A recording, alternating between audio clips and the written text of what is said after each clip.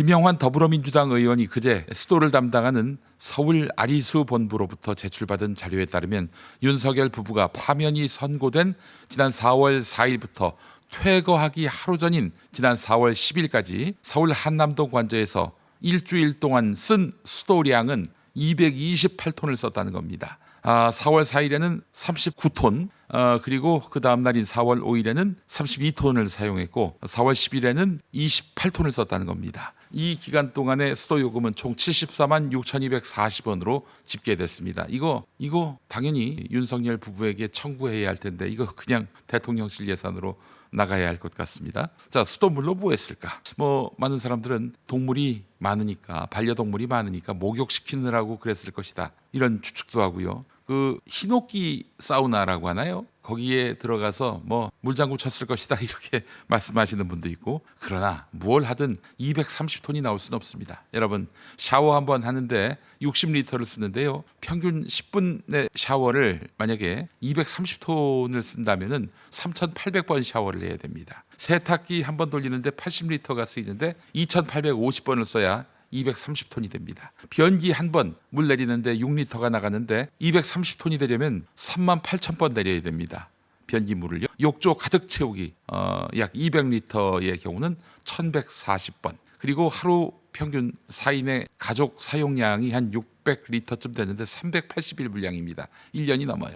네, 그렇습니다. 230톤은 일주일 동안 쓸 수 있는 사용량이 아닙니다. 너무나 많다는 얘기죠. 열린공감TV가 제보받은 바에 따르면은 이 물로 씻김굿을 했다는 이런 첩보가 있습니다. 관저 퇴거 전에 죄를 씻고 나갔다는 건데요. 무슨 죄를 씻고자 함일까? 그게 자신들이 3년 동안 집권하면서 국민에게 고통과 좌절을 준 데 따른 반성과 성찰의 의미가 담긴 그런 굿이었을까요? 분명한 것은 파면 직후였다는 점입니다. 김영환 더불어민주당 의원은 윤석열은 파면된 즉시 민간인이 됐음에도 불구하고 국가시설인 대통령 관저를 무단으로 점유했고 공공요금을 부담 없이 사용했다라면서 공적 권한과 시설을 사유화한 전형적인 사례다. 철저한 조사와 책임 추궁이 필요하다, 이렇게 밝혔습니다. 많은 국민들이 충격을 받았어요. 도대체 그 물로 뭘 했을까? 그런데 열린공감TV 제보에 따르면 씻김굿이었을 가능성이 높다는 것입니다. 씻김굿은 무엇일까요?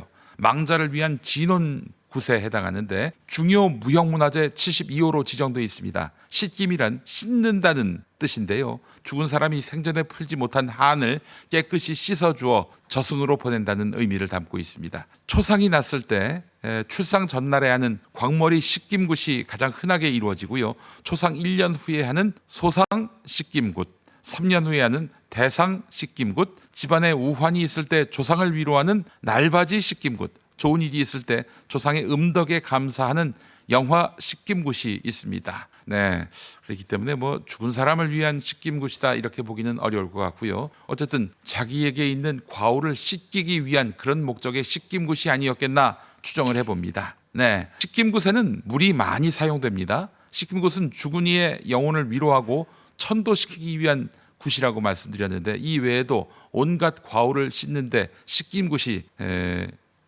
활용된다고 말씀드렸습니다. 자, 씻김을 위해서 많은 물이 사용된다고 말씀드렸죠. 맑은 물, 쑥물, 향물을 사용하고요, 영혼을 씻어주는 씻김 의례가 포함됩니다. 씻김굿에서 물이 사용되는 이유는 영혼의 정화를 위한 것인데, 씻김은 죽은 사람의 영혼이 이승에서 맺힌 원한이나 아쉬움을 씻어내고 다음 세계로 평안하게 갈 수 있도록 돕는 의미를 담고 있다고 합니다. 무속 의례의 중요한 부분이 바로 씻김이라는 것이죠. 자, 이와 관련해서 뭔가 짚히는 게 있습니다. KBS 며칠 전 보도 여러분 기억하십니까? 대통령 경호처 김성훈, 이 친구가 경찰로부터 비위 행위 조사를 받았다고 합니다. 어떤 제보에 의해서 조사를 받은 것인데 경찰이 잡은 게 있다고 합니다. 사생활 관련 비위 행위. 경찰이 김성훈이 관사에 외부인 여성을 들였다, 이런 부적절한 처신을 확인했다는 것입니다. 예, 정부의 공무원 주거용 재산 관리 기준, 이 기획재정부 훈령인데, 이 훈령에 따르면은 관사는 원칙적으로 정부기관이 허가한 공무원 당사자만 사용해야 합니다. 자기를 보호하는 공간에 다른 사람을 들일 수 없다는 그런 얘기죠. 자, 그런데 여성을 들였단 말이죠. 외부인 여성을 들였다는 거예요. 예, 그래서 경찰이 이 내용을 대통령실 공직기강 비서관실에 구두로 통보했는데 그때가 2월 3일이었습니다. 윤석열 체포영장 집행을 방해한 혐의로 대통령 경호처를 경찰이 압수수색하면서 그 김성훈의 용산구 관사도 함께 압수수색했다는 겁니다. 자, 야릇한 상상을 하시는 분들 많이 계실 텐데요. 김성훈은 윤석열 체포가 된 상황이었습니다. 2월 3일이면 윤석열 부부의 지지를 받는 입장에서 그 같은 비위가 있다고 쉽게 교체될 수 없었을 김성훈이다. 이렇게 생각하실 수 있겠지만 뒤집어 보면 이 외부인 여성이 혹시 관저에 무속 행위를 담당하는 그 여성은 아닐는지. 지금 의혹 제기되는 것 중에 이것도 있잖아요. 관저 안에 신당을 모셨다. 김건희가 말이죠. 관저 안에 신당을 모셨다. 이런 설이 있었잖아요. 그래서 김성훈이 다른 목적이 아니라 이 신당을 관리하는 사람을 자기 관사에서 있게 만들었다. 이런 해석도 가능하지 않겠나 싶어요. 상상에 상상을 더하자면 말입니다. 네, 당시 김성훈은 경호원들의 집단 반발을 받았습니다. 윤석열 체포 저지하라 이런 지시를 내렸잖아요, 김성훈이. 그래서 경호원들이 절대 다수가 여기에 응하지 않았고요. 그렇게 해서 윤석열은 허망하게 체포가 경호원들과 심각한 갈등 상황이었고요. 최근에는 700명 되는 경호원 중에 500명 넘는 경호원들이 김성훈 물러나라 여기 연판장에 서명을 했단 말입니다. 이 갈등 관계 속에서 김성훈이가 자기 관사에 상당히 그 나쁘끄러운 이유로 여성을 들였다? 이게 가능할 일일까 싶습니다. 아무리 간이 배 밖으로 나왔다 하더라도 말이죠. 네. 게다가 여성을 들일 만한 당시 상황이었습니까? 그렇다면 이 여성은 김성훈과의 어떤 사생활 목적보다는 다른 목적으로 들어와 있었던 것이 아닌가 하는 추정을 해보게 됩니다. 자, 이런 가운데 윤석열 전 대통령 변호인단이 윤석열 신당 창당을 예고했다가 약 4시간 만에 창당을 잠정 보류했습니다. 오늘 기자회견을 취소했는데, 자, 윤어게인 운동이라고 들어보셨죠? 윤어가인 운동이 아니라 윤어게인 운동 말입니다.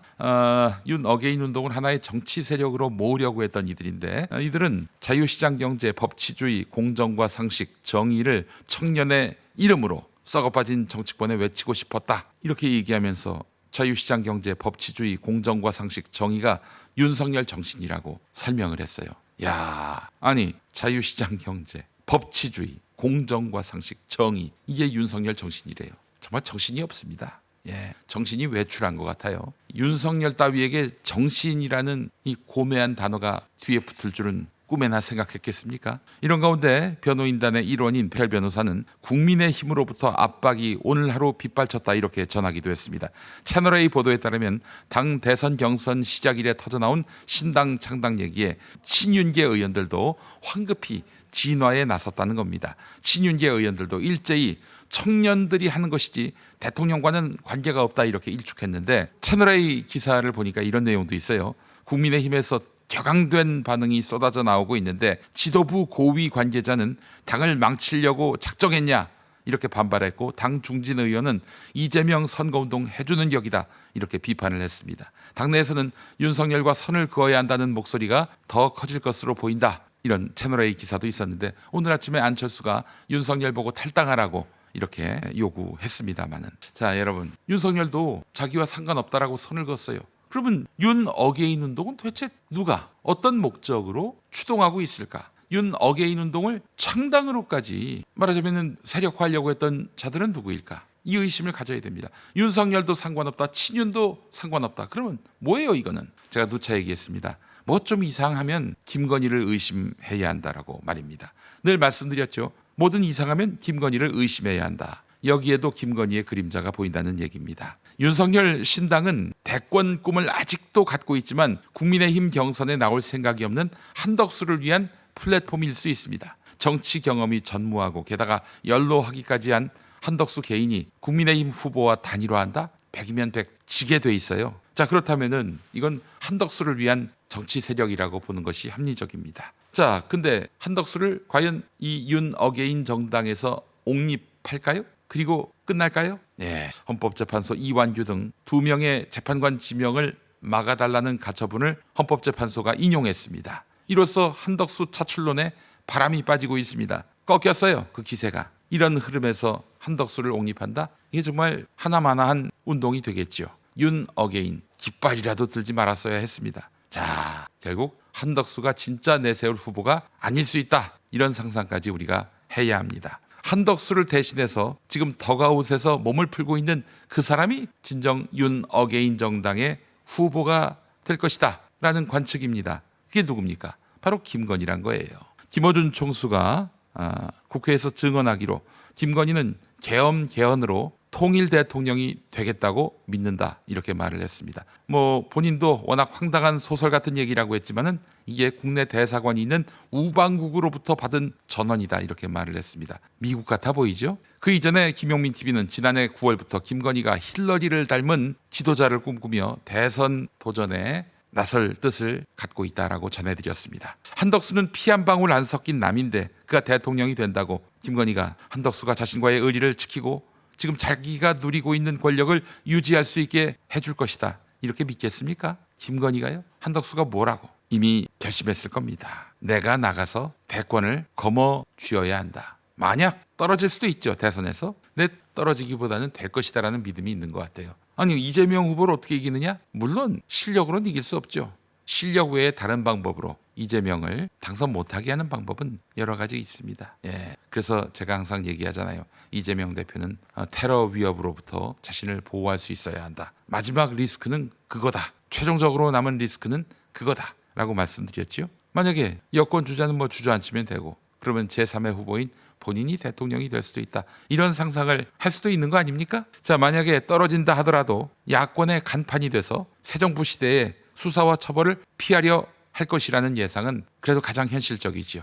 그렇죠? 김건희는 관심이 저 감옥 가나요? 이겁니다. 감옥에 안 갈 수 있다면 뭐든 다 할 수 있는 사람이다. 우리는 이런 추정이 가능합니다. 자, 5월 11일이면 대선 후보 등록일입니다. 마감일인데요. 그때 진실의 일단이 드러날 것입니다. 그때 등록 후보 중에 식김굿으로 모든 과오를 지웠을 거라고 생각했을 무속 중독자가 이름을 올리는 것. 이거 한번 상상해 보십시오. 죽은 권력 윤석열은 사라졌을지 몰라도 김건희는 살아 있습니다.